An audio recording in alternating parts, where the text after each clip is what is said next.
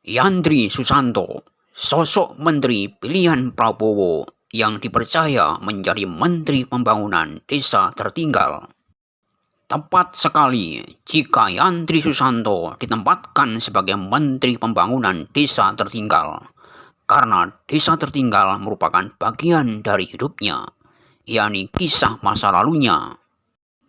Yandri Susanto merupakan 7 bersaudara yang lahir dari pasangan suami istri petani di desa tertinggal yang masuk wilayah Bengkulu.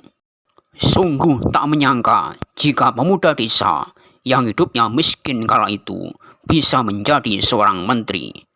Bahkan bisa jadi karena miskin itulah kisah cintanya kala SMP bertepuk sebelah tangan. Semangat hidupnya untuk menggapai mimpi sungguh luar biasa. Terbukti di sela-sela kesibukannya membantu emaknya di kebun, Yandri pun suka belajar secara otodidak. Meski mamaknya sering dihina karena hidup miskin, anak pengen sekolah. Meski jarak menuju SMA sejauh 40 km. Meski setiap hari harus berjalan sejauh 14 km. Demi masa depannya, Yandri tak pernah mengeluh dan tak pernah menyerah.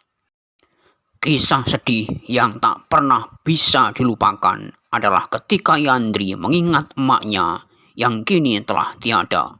Ini kisah yang paling saya nggak pernah lupakan ini ketika tamat SMA. Apa yang terjadi? Jadi di kampung saya itu Mbak Mary nggak ada orang kuliah dulu. Ya namanya desa tertinggal kan, makan aja banyak susah dulu tuh. Nah saya habis SMA bingung antara kuliah atau nggak kuliah. Nah ini tapi saya punya kemauan yang tinggi kan. Akhirnya saya temui emak. Ini kisah ini kalau ini biasanya saya nangis nih keceritakan ini. Jadi emak di tengah sawah lagi nanam padi. Saya temuin emak, Yandri mau kuliah emak. Terus kata emak, Yandri gimana mau kuliah? Makan aja susah kita katanya. Wah, saya ke situ nangis. Saya nangis, emak nangis. Gak apa-apa emak, saya bilang. Yang penting doa emak. Dan kenapa saya sedih hari ini? Emak saya telah tiada.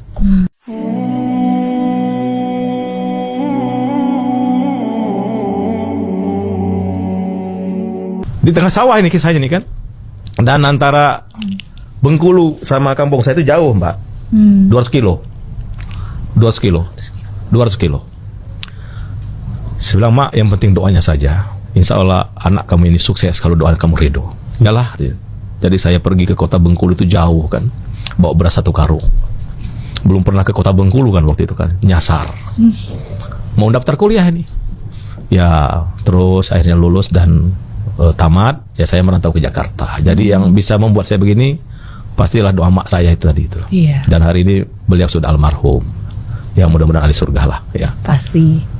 Ya nggak mungkin kehitung lah. Saya juga nggak bisa balas jasa emak lah kira-kira gitu.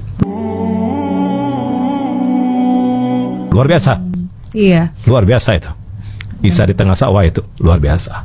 Kalau nggak saya nekat mungkin nggak begini saya. Mungkin saya sebagai petani sekarang. Atau paling tinggi mungkin jadi kepala desa kali ya kan gitu loh. Jadi gitu. Saya mohon maaf kalau saya selalu nangis nih kalau cerita ini. Ingat bayangkan emak dulu gitu. Ya jadi saya berharaplah kalau semua anak di desa tidak perlu minder gitu kan, tidak perlu patah hati, patah semangat.